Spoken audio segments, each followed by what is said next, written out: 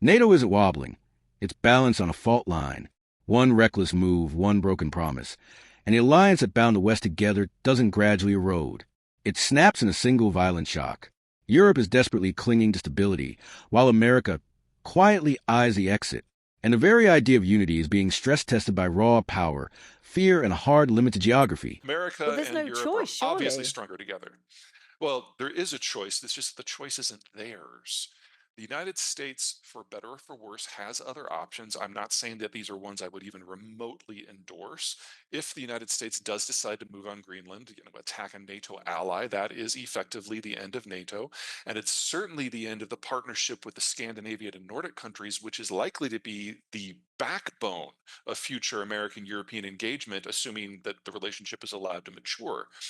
That's where the demographics are healthier. That's where the militaries are more capable. That's where geostrategic alignments have always been strongest. And now with Finland and Sweden as part of the alliance, it could be a very, very, very robust partnership, but not if you attack one of their own.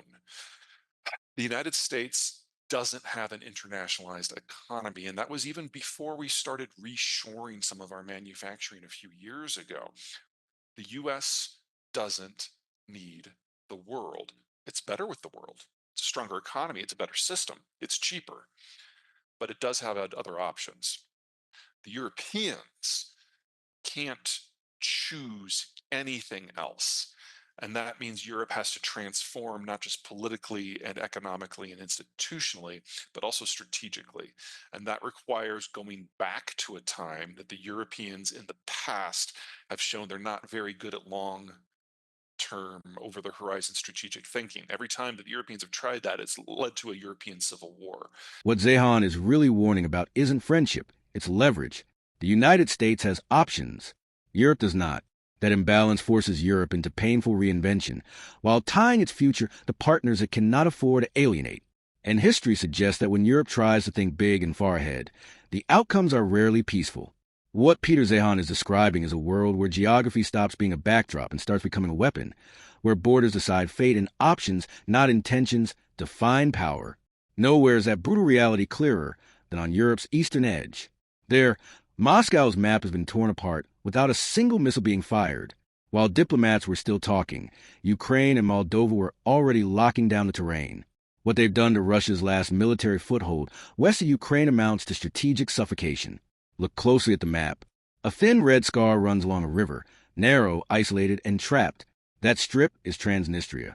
And for the roughly 1,500 Russian soldiers stationed there, time is no longer moving forward. It is closing in.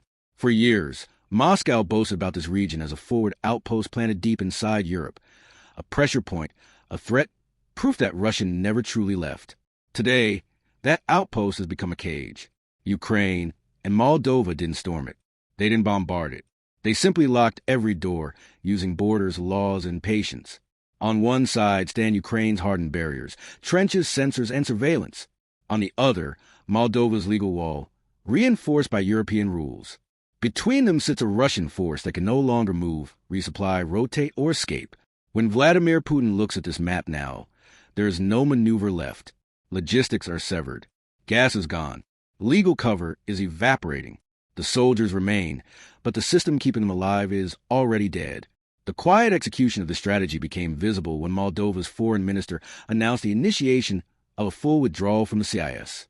That single sentence was the death certificate of Moldova's post-Soviet dependency. The CIS was marketed as a polite divorce after the Soviet collapse, but in practice it functioned as a loyalty trap, binding former republics to Moscow economically, politically, and militarily. For Moldova, it meant gas dependence, market manipulation, and limited sovereignty. By starting the legal termination process, Moldova didn't merely walk away. It erased Russia's excuses. The objective was explicit. Finish by mid-February, close every loophole, and deny Moscow any claim of legal violation. Even initiating the process was enough to destabilize the ground. CIS agreements were the legal justification Russia used to station troops in Transnistria.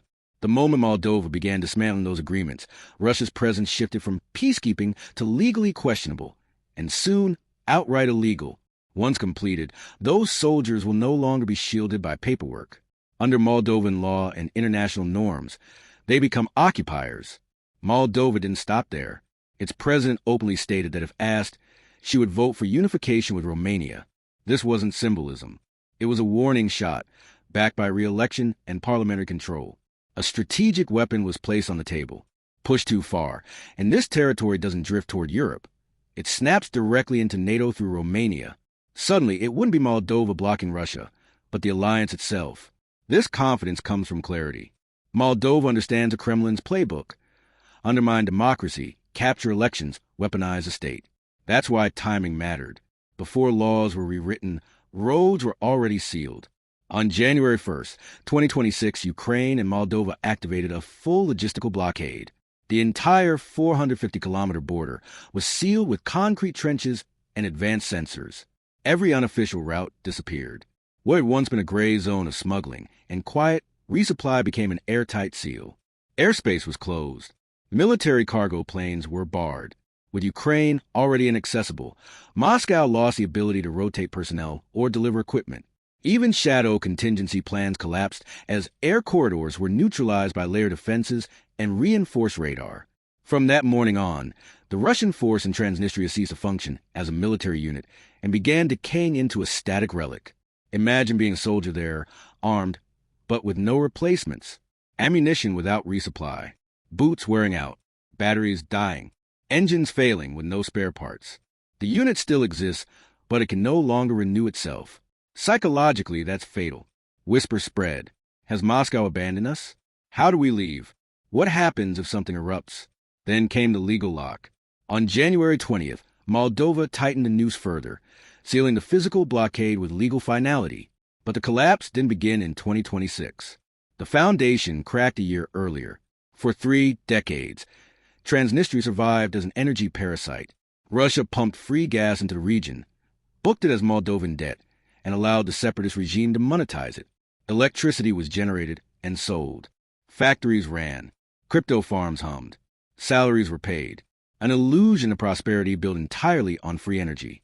In 2025, Ukraine shattered that illusion. It refused to renew transit agreements and shut the valves. Pressure dropped. Flow hit zero. The impact was catastrophic. Factories went dark. Furnaces cooled.